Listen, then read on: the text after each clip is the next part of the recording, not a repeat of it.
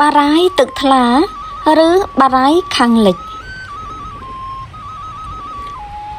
បារាយណ៍ខាងលិចចាប់ផ្ដើមកសាងឡើងនៅសតវត្សទី 11 ពីឆ្នាំ 1002 ដល់ឆ្នាំ 1066 ក្នុងរជ្ជកាលព្រះបាទសូរ្យវរ្ម័នទី 1 នាឆ្នាំ 1002 ដល់ 1050 ហើយបានបញ្ចប់ជាស្ថាពរនៅក្នុងរជ្ជកាលបន្ទាប់គឺរជ្ជកាលព្រះបាទឧទយាទិត្យវរ្ម័នទី 2 ដែលត្រូវជាព្រះរាជបុត្រព្រះអង្គពីឆ្នាំ 1050 ដល់ 1066 បារាយណ៍នេះមានបណ្ដោយប្រហែល 8 គីឡូម៉ែត្រ និងទទឹង 2 គីឡូម៉ែត្រ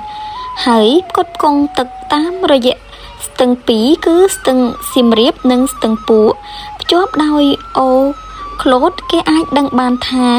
ផ្នែកខាងលិចមុនការសាងសង់បារាយណ៍គឺជាកន្លែងក្រុងចាស់មួយ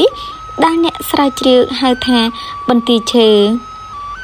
ដោយយកឈ្មោះភូមិមួយនៅខាងត្បូងជិតនោះមកសន្មតបុរីបន្ទាយឈើដើមឡើយមានទឹកគូទឹកមួយព័ទ្ធជុំវិញ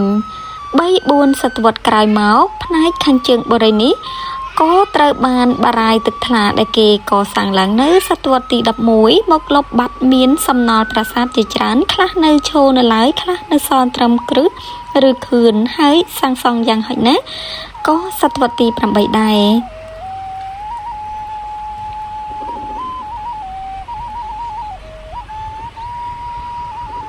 ប្រាសាទទាំងនោះមានប្រាសាទអកយំ ប្រាសាទភ្នំរុង និងប្រាសាទវត្តទួលខ្ពស់ជាដើម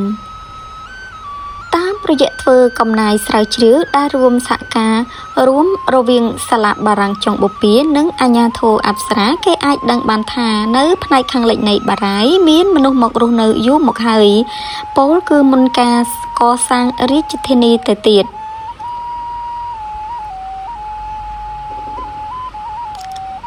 នៅឆ្នាំ 2000 គេបានរកឃើញផ្នូរបុរាណដែលស្ថិតនៅជិតប្រាសាទព្រៃក្មេងហើយផ្នូរទាំងនោះមានអាយុកាលក្នុងយុគសម័យដែក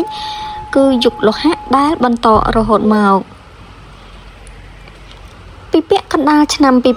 2005 គេឃើញផ្នូរបុរាណមួយទៀតស្ថិតនៅចំកណ្ដាលបារាយណ៍ចន្លោះប្រាសាទមេបុណ្យនិងទំនប់ទឹកខាងលិចនៃបារាយណ៍ភ្នំបារាណនេះមានអាយុកាលស្ថិតនៅក្នុងយុគសម័យសម្រិទ្ធពោលគឺប្រហែល 1000 ឆ្នាំមុនគ្រិស្តសករាជ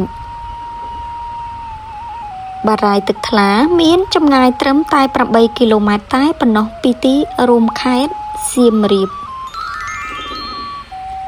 សូមអរគុណ